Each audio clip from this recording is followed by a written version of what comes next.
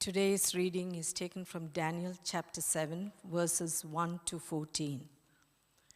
In the first year of Belshazzar, king of Babylon, Daniel had a dream, and visions passed through his mind as he was lying in bed. He wrote down the substance of his dream.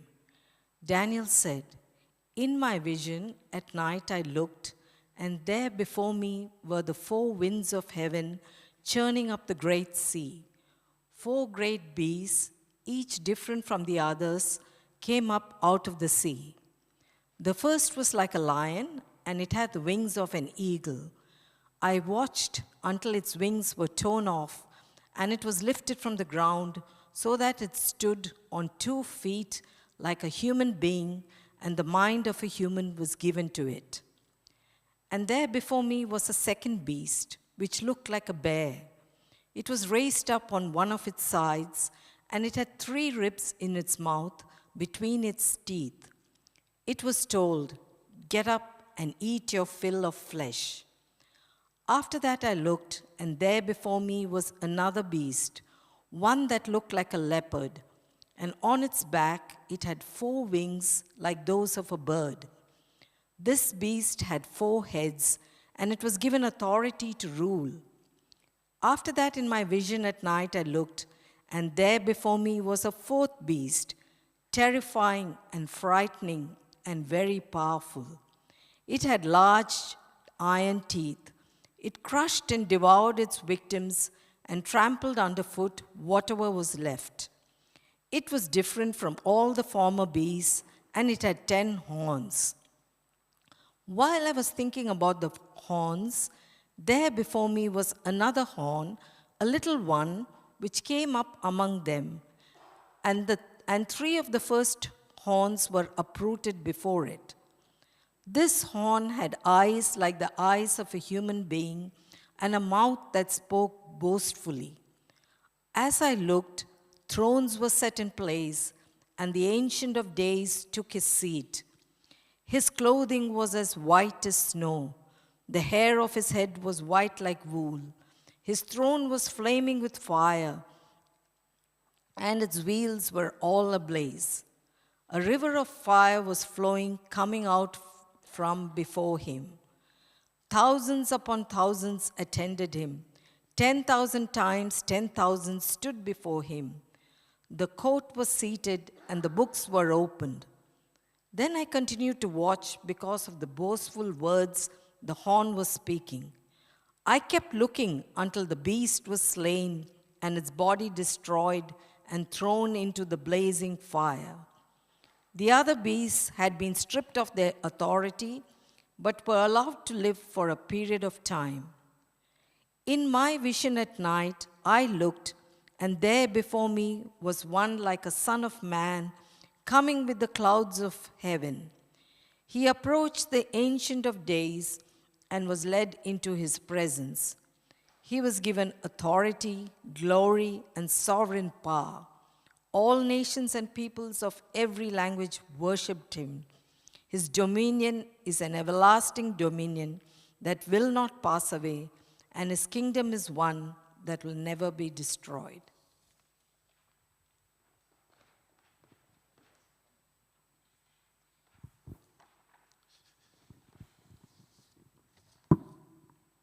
So, being a school chaplain working in an Anglican school means doing church in an unchurched community. And each week I have these funny conversations where these 2 realities kind of gently clash.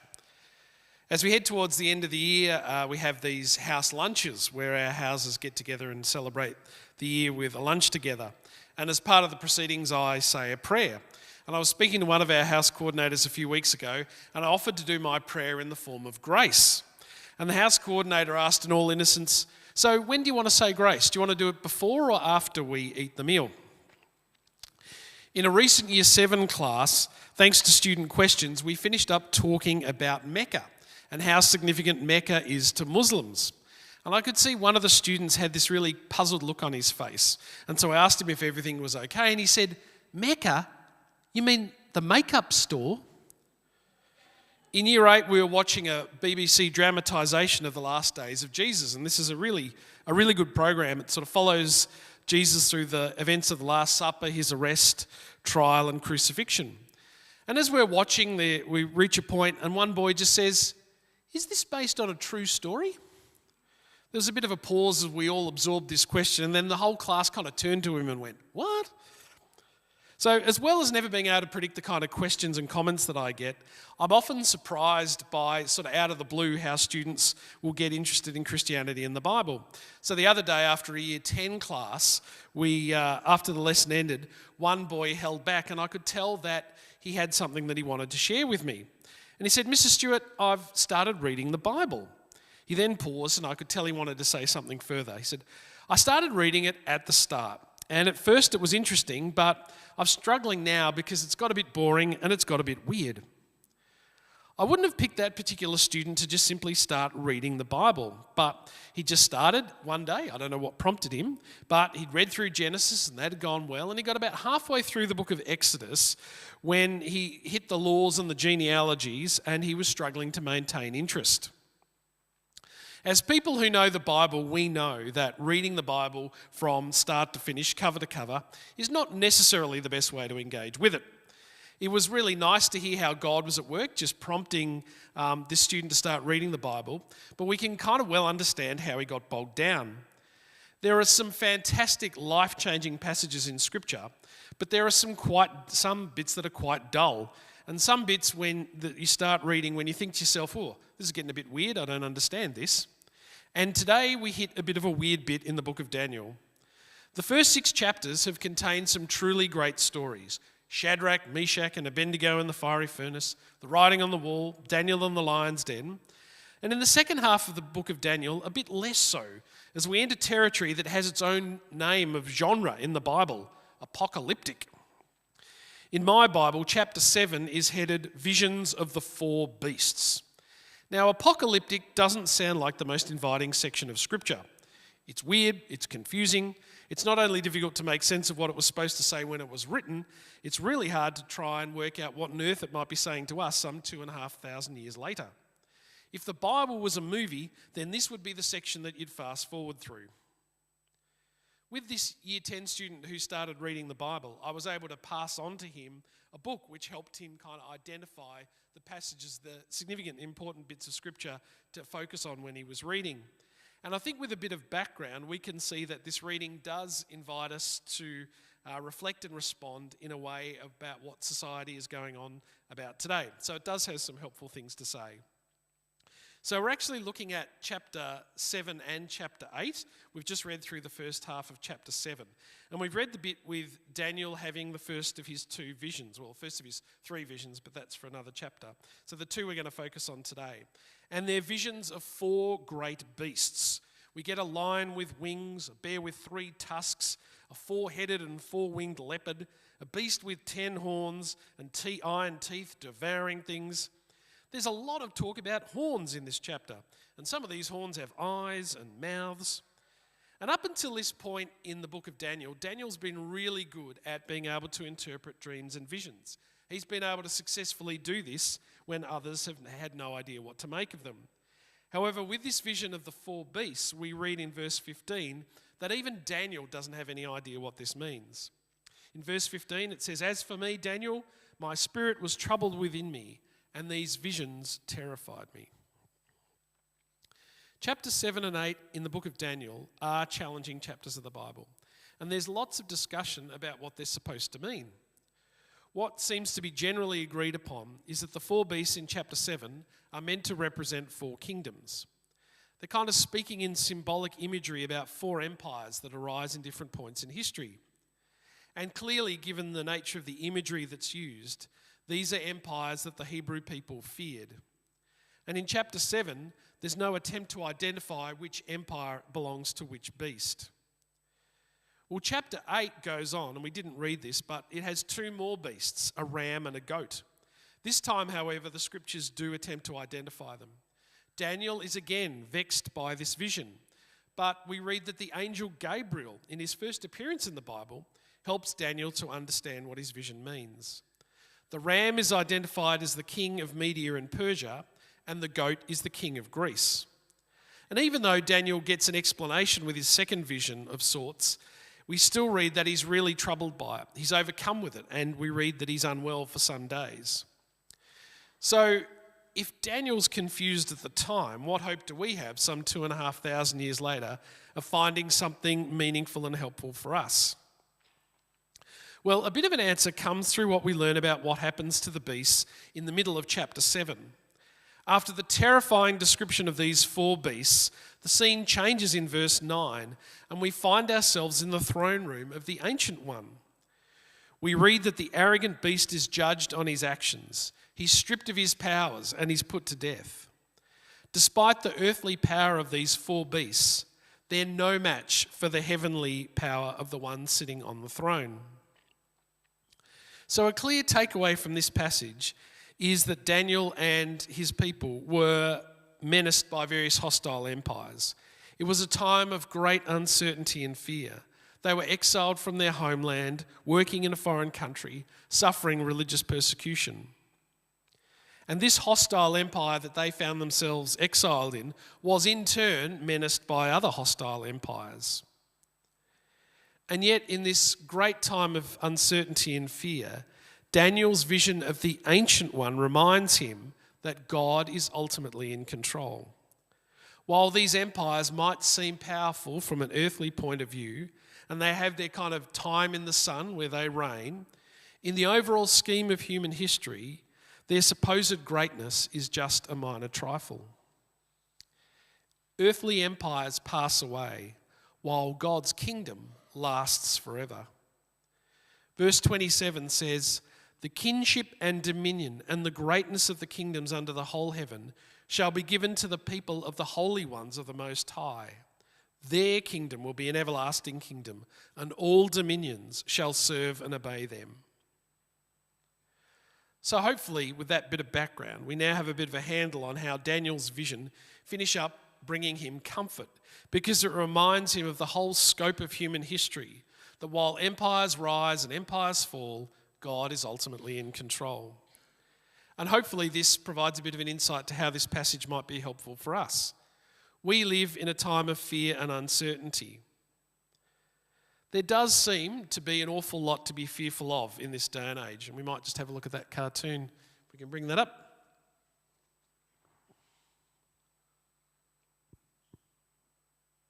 And just when we're dealing with all these things, where there's lots of talk in the last couple of months about how AI is going to take over and do us all in. Terrific.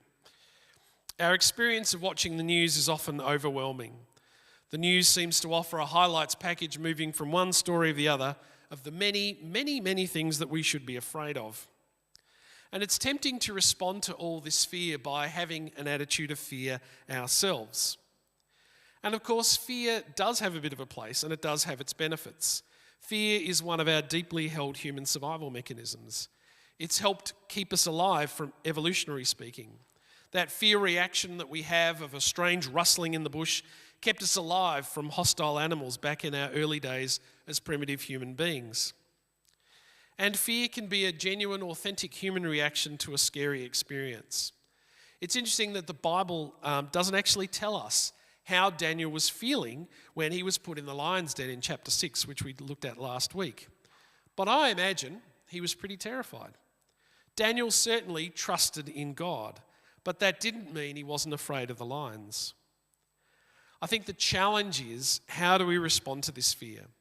Do we entertain these fears? Do we let it motivate and drive us? Do we let fear dictate how we're going to live our lives? The Bible talks quite a lot about fear, but it talks about a right kind of fear, and that's the fear of the Lord. This passage from Daniel reminds us that a fear of earthly things is not actually a path that Scripture encourages us to walk on.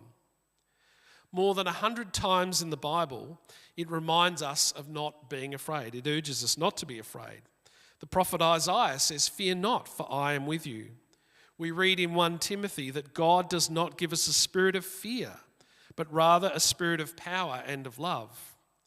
As Christians, we're called to be a people of faith and love, not of fear.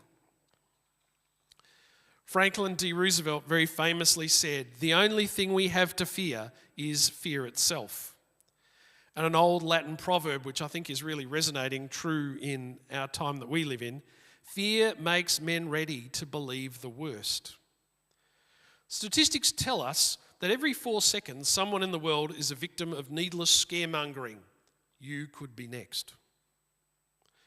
I remember reading an article that had quite an impact on me, and I read it a while ago, and it was a surveying of the televangelist movement that happened in the United States in the early 1980s. So as television really started to take off and become ubiquitous in people's houses, some people thought this was a great opportunity for sharing the message of Jesus. So they set up these TV ministries where they would attempt to set up programs that could be beamed into every house. And of course, one of their big challenges was that TV was not a cheap medium, so they needed to raise money. And they actually, didn't have the benefit of being able to collect an offertory, pass the offertory plate around, so they had to sort of appeal to viewers for money. And so they discovered over time that if they were interested in raising money, the best way to do this, the most effective way to do this, was not to speak positively about good things that could happen, but rather, if they appealed to people's fears, that really motivated them to give. Rather than saying, if you donate, then these good things could happen. It's saying, if you don't donate, these bad things are going to keep happening. And so it actually finished up shaping the whole ministry. And these people who started off with a genuine motivation to share the love of God finished up scaring people because it was all speaking about all these awful things that happen. Give now and I'll try and hold the tide back. And this article was pointing out that this was something that sort of Donald Trump seems to have really tapped into quite effectively. Don't speak positively about what you're going to do if you get elected. Rather, speak negatively, play up to people's fears and scare them into voting for you. And I think we might have even seen this starting to play out in our country in recent months in the lead up to the referendum on The Voice in a few weeks' time. The Anglican Church is doing a lot to try and encourage people to be informed in the lead up to the vote and to vote out of a sense of hope and optimism for the future, not out of a sense of fear. Daniel's vision of the beast is frightening, but it reminds us that God has got this. God has got this. It can be hard at times for us to see this, hard for us to live our lives believing in the reality of this, but this is the path that God has called us to walk on. God did not give us a spirit of fear. As well as choosing not to give in to fear, Daniel's vision also introduces another element that brings us hope. It's a reference that's so subtle it's easy to miss. Verse 13 of chapter 7 refers to one like a human being covered in the clouds of heaven. So one like a human being doesn't sound like much. Interestingly, in the translation that we had on the screen, it actually uses this phrase, Son of Man, which is another way to translate this. The Son of Man, we read in verse 14, is given dominion and glory and kinship, so that all peoples, nations and languages should serve him. His dominion is an everlasting dominion that shall not pass away, and his kingship is one that shall never be destroyed. At the time of his vision, Daniel didn't have any idea who this Son of Man was supposed to be referring to, but we know. Christians have come to understand that Jesus is this Son of Man. We do this because Jesus speaks of himself as being this person, someone who is like a human being, but who enters the throne room with confidence, and someone for whom the Ancient One gives power and authority to. In the New Testament, the title, the Son of Man, is often invoked in times of difficulty, when perhaps from an earthly point of view things seem a bit out of control, such as in Matthew's Gospel when Jesus is brought before the high priest. We might just get that reading up here. But Jesus was silent. Then the high priest said to him, I put you under oath before the living God. Tell us if you are the Messiah, the Son of God. Jesus said to him, you have said so, but I tell you, from now on you will see the Son of Man seated at the right hand of power and coming on the clouds of heaven. And this title is evoked quite a bit by Jesus, but it's also evoked by Luke when he talks about Stephen being stoned to death in Acts. When they heard these things, they became enraged and ground their teeth at Stephen. But filled with the Holy Spirit, he gazed into heaven and saw the glory of God and Jesus standing at the right hand of God. Look, he said, I see the heavens opened and the Son of Man standing at the right hand of God. When things seem out of control from an earthly point of view, when God's Son is about to be crucified, when a leading apostle is about to be stoned to death, the Son of Man is referred to remind the readers that despite how things might appear from an earthly point of view, God has got this. I'm a bit wary of preachers wanting to offer parenting advice. And in my time of delivering sermons, I think I have very rarely offered any parenting advice. But today I'm going to break my own rule and offer you some parenting advice. If you have young children, and if they're starting to watch movies and TV shows, my advice is make sure you get them into quality entertainment. Because whatever you choose to let your children watch, they are going to watch again and again and again and again. And so are you, so make sure it stands up to repeated viewing. When Georgia and Amy were little, Penny and I got them into Pixar films. And my favourite Pixar film happens to be Monsters, Inc.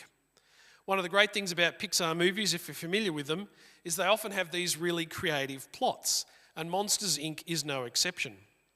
It's set in the world of Monstropolis, and the energy needed to power this city comes from harnessing young children's fears. So the monsters use portals, the doors, to travel into our world to scare children and then to capture their scare energy to bring it back to power Monstropolis. But during the course of the film, the monsters make this really amazing discovery that far more energy comes from making the children laugh than it does from scaring them. So the monsters change from being scarers to comedians. In 1 John 4:18 we read, "There is no fear in love, but perfect love casts out fear. For fear has to do with punishment, and whoever fears has not reached perfection in love." Monsters, Inc. reminds us that laughter is more powerful than fear. Scripture reminds us that love is more powerful than fear. At the start of this talk, I referred to this BBC program that we're watching in Year 8 about the last days of Jesus, where the student helpfully asked if it was based on a true story. As well as making sure that you get young children into quality entertainment, if you're going to finish up being a teacher and you're going to finish up showing your class something, again, make sure that it's quality because you've got to sit there watching it again and again and again. But this program about Jesus is a really good one, and that's why I show it to our students. It tells the story from the last days of Jesus, from the perspective of Jesus, but it also includes the perspective of Caiaphas the high priest and the perspective of the Roman governor Pilate. And we really get a bit of background about Pilate and how he's incredibly loyal to the Roman Empire, and he sees himself as a real servant of Rome, and he can't understand these Jewish people who he's sort of forced to rule over because they worship just one God and they keep rebelling, and he's got to keep squashing the rebellion. And why can't they just see that the Roman Empire is a great empire and get behind it? While Pilate doesn't see Jesus as a threat, he's got no problem ordering his crucifixion if it is going to potentially stem a rebellion, which he's very fearful of. And the program ends with Pilate riding out of Jerusalem back to his home base at Caesarea Philippi. He leaves Jerusalem just as the rumours that Jesus might be alive start to spread throughout the city. After we've watched the program, I say, when we're talking about and discussing it with the students, I say to them, if you could go back in a time machine and stop Pilate as he's riding out of Jerusalem and start to speak to him about what unfolds in history from this point, he would have really struggled to believe you. If you could have stopped him and said, you know that guy that you've just crucified, in 100 years' time, his religion, his new faith, is going to spread throughout the Roman Empire, Pilate wouldn't have believed you. If you could have stopped Pilate and said, in 300 years, that guy who you just crucified, the Roman emperor who you venerate and think is such a great person, he's going to become a follower of that guy that you just crucified. He just would have been incredulous. And if you could have told him that some 2,000 years later, 1 in 3 people on the planet would be followers of this guy that you've just crucified, and that the Roman Empire would be confined to the history books, he wouldn't have believed you either. Human empires come, human empires go. God's got this. I imagine if you're like me, one of the things that you do when you turn to the scriptures is when you're a little bit uncertain and hesitant, and you really look to Scripture for those words of comfort and reassurance. And I imagine that we all have sort of favourite passages of Scripture that speak to us when perhaps we're a little bit afraid of what's going on. Let me finish by citing one of my favourite passages of Scripture about this. And it's from Jeremiah. Blessed are those who trust in the Lord, whose trust is the Lord. They shall be like a tree planted by water, sending out its roots by the stream. It shall not fear when the heat comes, and its leaves shall stay green. In the year of drought, it is not anxious, and it does not cease to bear fruit. Let us pray. Loving and gracious God, thank you that you have not given us a spirit of fear, but a spirit of love. In a world that is gripped with fear and uncertainty, where people use fear to manipulate and to control and to encourage people to act out of fear, enable us to rise above that, to be reminded that the only fear we need to have is the fear of you, and that is because you are an awesome God who is in control. As the book of Daniel and the passage that we've looked at today reminds us, you've got this. Despite how things might seem from an earthly point of view, when things seem a little bit chaotic and uncertain, you are in control. Help us to live lives that are different to those around us, that are not gripped and driven by fear, but are driven by your love, driven by your hope, driven by the knowledge that you are in control. You've got this. Enable us to believe this, to live our lives accordingly, and to respond not with fear, but with love. Amen.